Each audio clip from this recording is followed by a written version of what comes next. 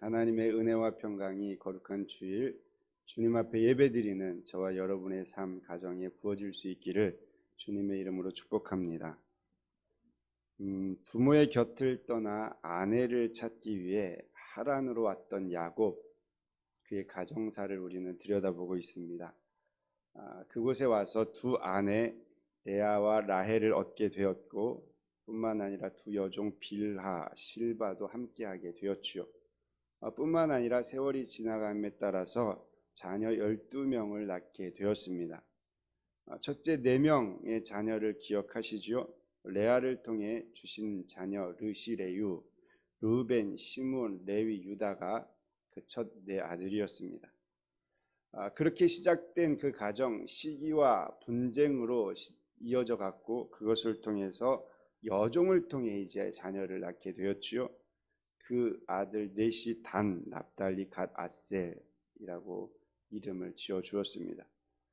그리고 이후에 합한채 사건이 있었지요. 그것으로 인하여서 사실 라헬이 자녀를 얻은 것이 아니라 레아에게 자녀가 더 생기게 되었지요. 그래서 이사갈, 스불론 두 아들과 더불어 딸 디나, 이렇게 3명이 더해지게 됩니다. 그러나 그것으로 끝나지 않았지요. 하나님께서는 라헬을 생각하셨다. 성경은 그렇게 기록해 주고 있습니다. 그래서 마지막으로 이 라헬이 가장 사랑할 수밖에 없었던 첫 번째 아들 요셉이 태어나게 되었습니다. 이렇게 세월이 지나감에 따라서 이 가정에는 많은 식솔들이 생겼다라는 것을 우리는 보았습니다. 그런데 요셉을 낳았을 그때 그 시점에 야곱의 가정에는 큰 전환점이 생기게 되었다라는 것이죠. 오늘 본문은요, 이 식솔을 많이 거느리게 된 야곱과 또한 야곱을 이용해서 부를 축적하였던 외삼촌이면서도 장인이었던 라반의 대화 장면이 기록되어져 있습니다. 오늘 이 대화 속에서 하나님께서 우리에게 주시고자 하는 말씀이 무엇인가 함께 나누어 보려고 합니다. 야곱이 라반에게 말을 건냄으로 인하여서 대화는 시작이 됩니다. 우리 25절, 26절 말씀 함께 읽어보겠습니다. 라헬이 요셉을 낳았을 때에 야곱이 라반에게 이르되 나를 보내어 내 고향 나의 땅으로 가게 하시되 내가 외삼촌에게서 일하고 얻은 처자를 내게 주시어 나로 가게 하소서. 내가 외삼촌에게 한 일을 외삼촌이 아시나이다. 먼저 25절을 통해서 그들이 대화를 나눈 시기가 정확하게 기록되어져 있죠. 그 시기는 라헬이 요셉을 낳았을 때라고 기록하고 있습니다. 이때는 다름 아닌 야곱이 하란에 가서 세월을 보낸 지 14년이 되는 차입니다. 14년이 되었다는 것은 무엇입니까? 삼촌과 계약했던 기간, 즉 라헬을 얻기 위해서 계약했던 기간이 만료되는 시점이다라는 사실을 알 수가 있는 거죠. 그렇다면 이 계약이 만료되는 이 시점에서 야곱이 라반에게 꼭 하고 싶었던 말의 핵심은 무엇인가라는 거죠. 거기에 25절 보면 이런 표현이 나와 있습니다. 내 고향 나의 땅으로 가게 하시되, 또 26절에 보면 처자를 주시어 가게 하소서. 이러한 표현을 볼 때에 야곱은 계약이 만료될 이 시점에서 고향으로 돌아가고 싶은 간절한 마음이 있었다라는 것을 우리는 볼 수가 있습니다. 그런데 우리는 이 야곱의 말과 그의 처해 있는 상황을 한번 생각해 볼 필요가 있습니다. 그가 지금 어떻게 처해 있는가? 물론 이것은 상상을 좀 해야 될 부분이라고 생각합니다. 그러한 처해 있는 상황들 몇 가지를 제가 한번 기도하면서 묵상을 해보았습니다. 왜냐하면 이 야곱의 가고 싶은 마음과 그가 실제로 이동할 수 있는 것에 대한 그런 어떤 거리감이 있지 않았을까라는 생각이지요. 우선 삼촌한테 이야기하는 것을 보면 그 내용 자체가 아직 만료되지 않은, 그래서 뭔가가 묶여있는 듯한 그러한 느낌을 받는 그러한 대화임을 볼 수 있습니다. 그래서 이러한 상황과 환경 때문에 여러 가지 무리수가 있지 않았을까를 생각해 볼 수 있는 것이죠. 먼저 이들이 가지고 있는 고향에 대한 개념입니다. 당시 유목민으로 살았던 이들에게 고향이란 그렇게 큰 의미가 없다라는 것이죠. 왜냐하면 목축 환경에 따라서 이동을 하면서 살았기 때문입니다. 뭐 어디 딱 정해놓고 사는 것이 아니라 풀이 있는 곳을 찾아서 계속해서 다녀했던 베두민 출신들이 그렇지 않습니까? 그래서 풀이 있는 곳이면 그곳에 정착하고 살다가 또 이동하게 되는 것이죠. 이를 반대로 생각해 보면 현재 목축 환경이 나쁘지 않은 상황이라면 계약이 만료되었다고 해서 굳이 빠르게 이동할 필요는 없다라는 것을 생각해 볼 수가 있습니다. 또한 고향을 떠나온 지 얼마 되지 않았잖아요. 1, 2년이 된 것이 아니죠. 무려 14년이라는 세월이 흘러갔습니다. 물론 이제 야곱에게 있어서는 향수병이 생길 수 있을 만한 상황이죠. 그러나 10년이라는 것을 한 곳에 머물렀다는 것은 정착하기에 충분한 시간이었다라는 것이죠. 특별히 그곳은 외딴 곳이 아니잖아요. 어머니와 할아버지의 고향입니다. 뿐만 아니라 아내들의 부모가 있잖아요. 부모들이 있는 곳을 등지고 간다라는 것 또한 쉽지 않습니다. 이러한 상황 속에서 아내들을 설득해서 고향으로 가자 한다는 것, 어려운 결정일 수도 있겠다라는 생각을 해봅니다. 그것만이 아니죠. 떠나올 때는 혼자였지만 돌아갈 때는 식솔이 많다는 것입니다. 아내 한 명만 데려가는 것이 아니잖아요.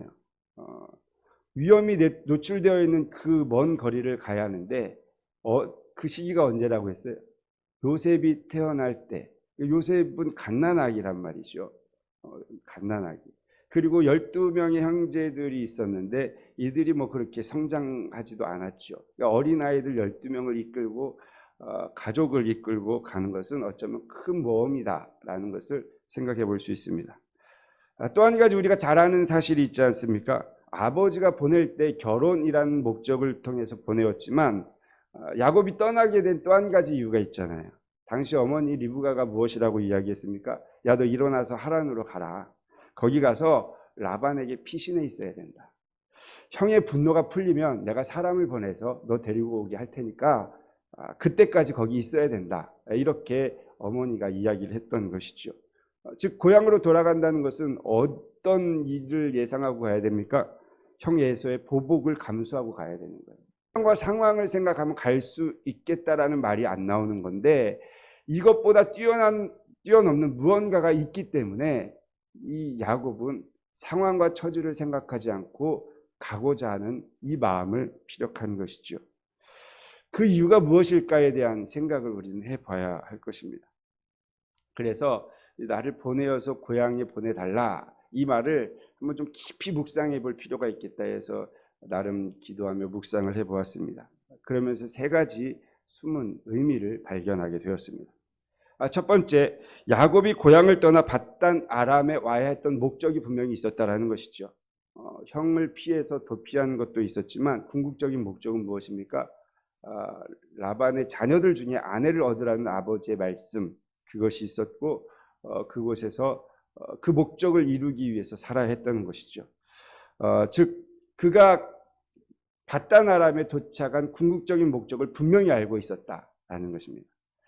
둘째, 보내달라고 하기에 앞서서 이 첫 번째 목적이었던 아내를 얻기 위해서 내가 어떻게 살아야 할지에 대한 확실한 이유가 있었던 거예요. 내가 이 아내를 얻기 위해서는 이렇게 살아야겠구나. 그래서 삶의 목적도 분명했다라는 것이죠. 그리고 세 번째는요, 돌아가야 할 곳이 있었다라는 거예요. 그곳에 정착하는 것이 아니라 자신의 인생의 걸음 여정 가운데 그곳은 잠깐 들렸다 가야 할 곳, 그래서 반드시 돌아가야 할 곳이 있었다라는 것을 우리는 볼 수가 있는 것입니다. 이 세 가지 목적을 삶의 이야기 속에서 제가 간단한 예를 한번 들어보겠습니다. 하루는 어머니가 조금 이제 초등학생 아들에게 심부름을 시킵니다. 심부름을 시키는데, 아들아, 이 병을 가지고 가서 팔면 500원을 주실 것이다. 그러면 그 500원을 받아서 돌아오는 길에 너희 친구 집 알지? 콩나물 파는 그 집에 가서 콩나물 500원어치를 사서 빨리 돌아와야 된다. 그래야 이 콩나물을 먹고 우리가 저녁을 맛있게 나눌 수가 있을 것이다. 이제 그렇게 아들에게 시킵니다. 심부름을 보내게 되는 것이죠. 여러분, 이 심부름을 잘 보면요, 이 앞서 이야기했던 목적들이 다 들어가 있는 것을 보게 됩니다. 첫 번째, 가야 하는 목적이 분명하지요. 콩나물을 사서 돌아와야 하는 것입니다. 둘째, 가서 어떻게 해야 할지도 분명하게 말씀해 주었다라는 거예요. 그 병을 팔아서 내가 먹고 싶은 사탕을 사 먹어서는 안 되는 거예요. 어머니의 말씀대로 콩나물을 사 가야 되는 것이죠. 또 오가며 콩나물을 사는 가운데 친구가 있다고 해서 거기서 친구하고 놀다가 콩나물 사는 걸 깜빡 잊고 돌아가서도 안 되는 거죠.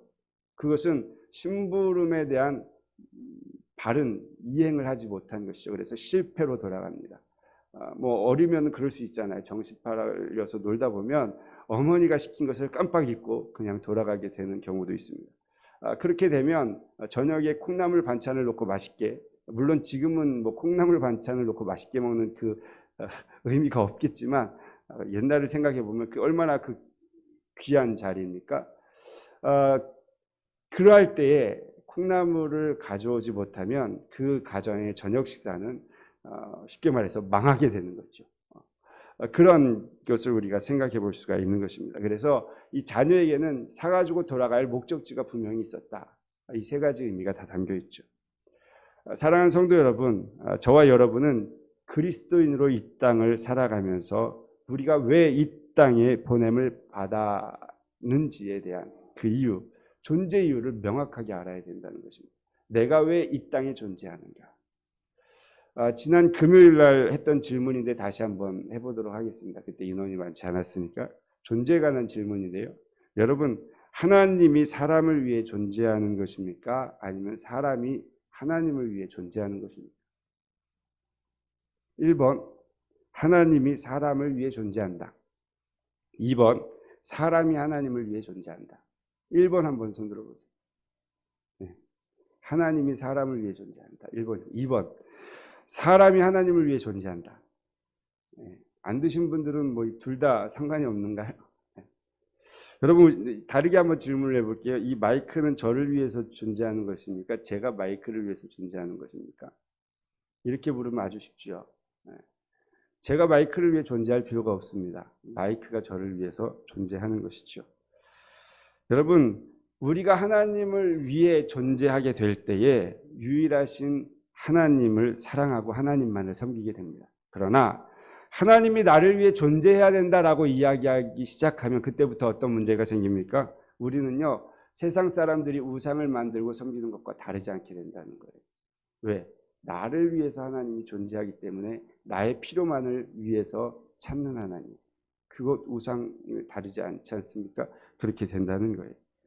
우리가 이 땅에 존재하는 이유는 에베소서에 기록된 대로 그리스도 안에서 선한 일, 즉 하나님의 영광, 하나님의 선을 이 땅 가운데 펼쳐내기 위해서 지음받았다라는 사실을 기억해야 된다는 것이죠. 사랑하는 성도 여러분, 이 땅에 존재하는 이상 저와 여러분들을 존재케 하신 하나님을 바라보면서 그 하나님께 영광 돌릴 수 있는 믿음의 권속들이 될 수 있기를 주님의 이름으로 축복합니다. 또한 이 땅에서 그리스도인으로 어떻게 살아야 되는가, 야곱이 그 땅에서 14년 동안 어떻게 살아야 되는가 생각했던 것처럼 우리도 삶의 목적이 분명해야 된다는 것이죠. 이 마이크가 저를 위해서 존재하는데 마이크의 역할, 기능을 하지 못한다면 존재 이유는 상실해버리는 것입니다. 하나님께서 우리를 창조하셔서 이 땅에 있게 하셨습니다. 존재 목적이 분명히 있어요. 그런데 그 목적대로 살지 아니하면 하나님 앞에 존재 이유가 없는 것입니다. 콩나물을 사서 돌아오는 것이 본분인데 나를 위해서 사탕을 사 먹거나 친구와 노는데 정신이 팔려서 심부름을 잊어버린다면 그것은 바른 목적의 삶을 사는 것이 아니다라는 거예요. 뿐만 아니라 우리의 삶 가운데는 때가 찬 시간 돌아가야 할 곳이 있다라는 그 목적, 목표 또한 가야 될 그 목적지가 분명히 있어야 된다라는 사실입니다. 이 땅에 살고 있지만 우리가 돌아가야 할 본향, 그것이 있기에 우리는 이 땅을 나그네 인생이다라고 말하는 것이죠. 저와 여러분들이 그 하늘 소망을 바라보면서 이 땅에 살아가는 그러한 분명한 목적지가 있는 삶이 될 수 있기를 주님의 이름으로 축복합니다. 이렇게 야곱은요, 자신이 처한 상황과 환경을 뛰어넘어 돌아가야 할 분명한 목적이 있었다라는 것이죠. 그렇다면 이렇게 분명한 목적의식을 가지고 살았던 그 근본 이유는 무엇이겠어요? 거기에도 그 깊이 보면 뿌리가 있습니다. 그것은요, 무엇일까? 아버지가 돌아오라고 했으니까 그것 때문일까? 그러면 집에 있는 가족들이 보고 싶은 그 연민의 정 때문일까? 뭐 그것도 맞을 수 있다라고 생각합니다. 그러나 이 어려운 상황 속에서도 돌아가고자 하는 열망이 있었던 것은 다름이 아니라 베델에서 하나님께서 만나셔서 약속해 주신 말씀을 신뢰하고 붙잡았기 때문에 그러한 삶의 목적이 분명해졌다라는 사실이죠.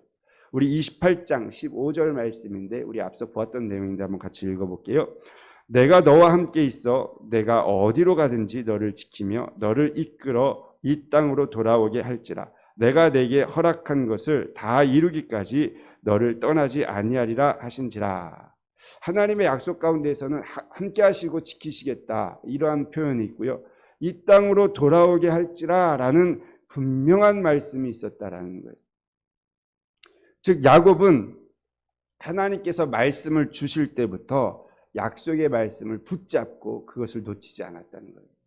삶을 살아가는데 이 약속의 말씀을 끝까지 놓치지 않은 그러한 삶이었기 때문에 라반의 집까지 갈 수도 있었고 거기에서 14년이라는 세월을 열심히 살아갈 수가 있었던 것입니다. 그리고 환경과 상황이 그렇지 않더라도 늘 어떠한 열망이 있어요?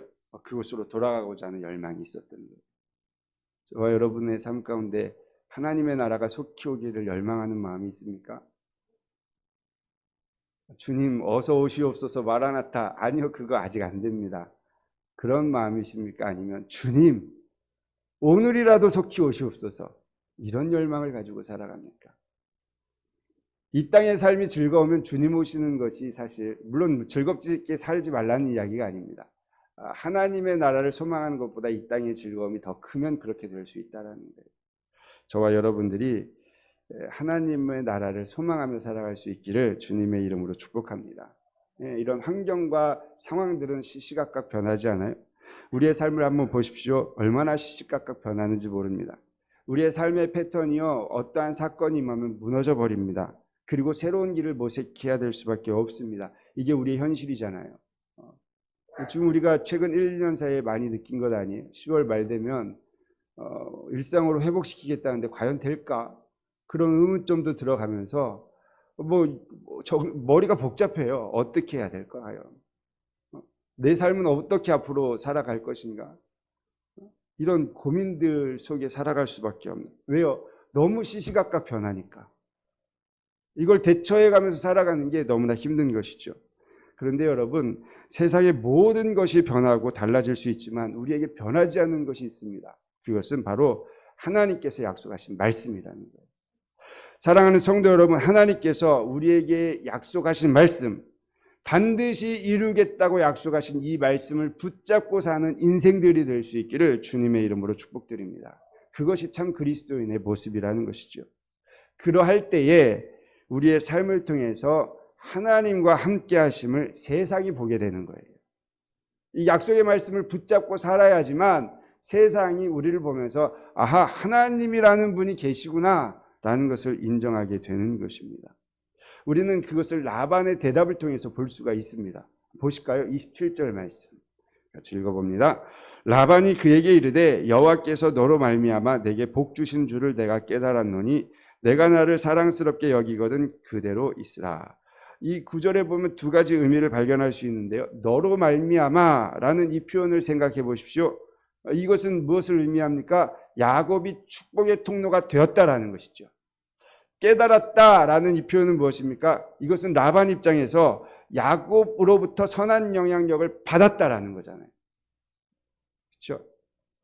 즉 라반 자신이 지금까지 물질적으로 풍요롭고 번성하게 된 것은 자신으로 인한 것이 아니라 여호와께서 함께 하시는 야곱 너 때문이다 라고 고백하고 있는 것이죠. 물론 우리는 이렇게 말할 수 있는 근거 두 가지를 또 볼 수 있습니다. 첫 번째는 라반의 실제적인 신앙일 수가 있고요. 두 번째는 지금까지 그랬듯이 야곱을 통해 더 큰 이익을 얻기 위한 목적으로 공치사로 말했을 수도 있습니다. 하지만 분명한 사실 한 가지는요. 당시 야곱은 하나님께서 아브라함에게 약속하셨던 복의 전달자의 위치에 서 있었다는 거예요. 라반이 중요한 게 아니라 지금 야곱이 서 있는 자리가 하나님께서 아브라함에게 12장을 통해서 말씀하셨던 그 말씀의 위치에 서 있었다라는 거예요. 축복의 통로로서 하나님의 사람으로 살아가는 그의 삶의 현장 가운데 하나님이 드러나고 있다라는 사실이죠. 이것이 바로 언약 백성이 지닌 영광이며 특권이라는 사실입니다. 더 놀라운 사실은 야곱 자신이 복의 통로라는 것을 부정하지 않는다는 거예요. 내 자신 스스로가 맞습니다. 나는 축복의 통로입니다. 자신 있게 이야기하고 있다는 거예요. 떳떳한 것입니다. 30절 말씀 보실까요? 내가 오기 전에는 외삼촌의 소유가 적더니 번성하여 때를 이루었으니 내 발이 이르는 곳마다 여호와께서 외삼촌에게 복을 주셨나이다. 그러나 나는 언제나 내 집을 세우리까. 분명히 눈으로 드러난 것은 무엇입니까? 라반의 소유입니다. 야곱이 오기 전보다 훨씬 풍성해진 것이 눈으로 보여진 것이지요. 이렇게 번성했다라는 거예요. 특별히 야곱은 말하지요. 내 발이 이르는 곳마다. 내 발이 이르는 곳마다 누가 함께 했다는 것입니까? 여호와 하나님께서 함께 하셨기 때문에 그 이르는 곳마다 번성할 수밖에 없었습니다. 누구를 찬송하고 있어요? 하나님을 찬송하고 있다는 거예요. 그러니 내가 축복의 통로가 될 수 있는 것은 나 때문이 아니라 나의 뒤를 항상 따라오시는 하나님이 함께 하신다. 그렇기 때문에 삼촌의 자리가 이렇게 부유해질 수 있었습니다. 라고 말하는 것이죠. 그리고 이것을 우리는 형통이다. 이렇게 말합니다. 그래서 시편 1편 3절에 말씀하잖아요. 우리 잘 아는 말씀인데 같이 한번 읽어봅시다. 그는 시냇가에 심은 나무가 철을 따라 열매를 맺으며 그 잎사귀가 마르지 아니함 같으니 그가 하는 모든 일이 다 형통하리로다. 이 나무의 형통은 무엇 때문입니까? 시냇가에 심겼기 때문이에요. 사막에 심겼으면 형통할 나무가 아니죠. 시냇가에 심겼기 때문에. 야곱의 형통은 어디 있습니까? 하나님과 함께 했기 때문이다라는 거예요. 사랑하는 성도 여러분, 하나님이 함께 하심으로 인하여서 저와 여러분들이 가는 곳마다 형통한 은혜가 있기를 주님의 이름으로 축복합니다. 할렐루야. 그런데 더 중요한 것이 있습니다. 하나님이 함께 하시니까 하고 그냥 그 상태에서 머물러 있으면 안 된다는 거예요. 그것으로 끝나면 선한 영향력이 발휘될 수가 없습니다. 야곱은 적어도 이렇게 떳떳하게 말할 수 있었던 것은 또 다른 이유가 있었습니다. 29절 말씀 보실까요? 29절 같이 읽어봅니다. 야곱이 그에게 이르되 내가 어떻게 외삼촌을 섬겼는지 어떻게 외삼촌의 가축을 쳤는지 외삼촌이 아시나이다. 어떻게라는 거예요. 내가 어떻게 살았는지 삼촌 보셨지요? 하나님께서 함께 하시는 것 플러스 내가 어떻게 살았느냐, 이것을 강조하고 있는 것입니다. 하나님이 함께 하시니까 이걸로 정당해서는 안 된다는 거예요. 하나님께서 함께 하시는 그 위치에서 내가 어떻게 살아가는가, 성경은 이 모습을 통해서 야곱이 최선을 다해서 살았구나라는 것을 깨닫게 하는 것입니다. 여러분, 따라서 자신이 한 행동에 자신감이 있었던 것이죠. 소위 말해서 일을 하는 데 있어서 뺀질뺀질 거린 것도 아니고요. 눈치를 봐가면서 일하는 것도 아니었겠죠. 자신이 해야 할 그 일을 찾아서 알아서 열심히 감당했을 것이고 더 많은 일들을 있는 삶의 현장에서 성실히 감당했을 것이다 라는 거예요. 함께 하시는 하나님으로 인해 하나님을 생각하니 대충대충 살 수 없었다라는 것이죠. 누가 알 정도로 그렇게 살았던 거예요? 옆에서 지켜보던 외삼촌 라반이 알아볼 정도로 열심히 했다라는 거예요. 사랑하는 성도 여러분, 우리의 일상 가운데 먼저는 하나님이 함께 하실 수 있기를 주님의 이름으로 축복합니다. 더불어 함께 하시는 하나님을 기억하며 먼저는 하나님의 영광을 위해서 나의 삶이 최선의 삶이 될 수 있기를 주님의 이름으로 축복합니다. 그래야지만 행한 일에 대하여서 자신 있게 말할 수가 있는 것입니다. 말씀을 정리합니다. 먼저 나는 누구인가? 존재의 목적을 분명히 알아야 될 것이고요.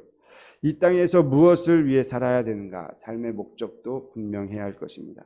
그리고 나는 어디를 향해 가고 있는가? 삶의 방향도 명확해야 할 것입니다. 이것이 명확해질 때 내가 그리스도인이라는 사실을 인지하게 되는 것이고, 그것을 바로 알 때 내 정체성을 가지고 어떻게 삽니까? 하나님의 영광을 위해서 살아갈 수 있게 된다라는 거예요. 하나님의 영광을 위해 살면 그 자체가 결국 축복의 통로가 되는 거예요. 내가 나가서 어떤 선한 일을 베풀고 그게 아니라 하나님의 영광을 위해 사는 그 자체가 축복의 통로가 되어서 사람들이 나의 모습을 보고 누구를 보는 거예요? 하나님을 보기 시작하는 거예요. 그것이 복음이고 그것이 살아 역사하시는 하나님의 은혜다. 저와 여러분들이 축복의 통로가 되어서 선한 영향력이 이 땅 가운데 흘러갈 수 있기를 소망하고, 세상은 우리의 모습을 통해서 하나님을 영화롭게 해드릴 수 있는 놀라운 은혜의 물줄기가 흘러갈 수 있기를 주님의 이름으로 축복합니다.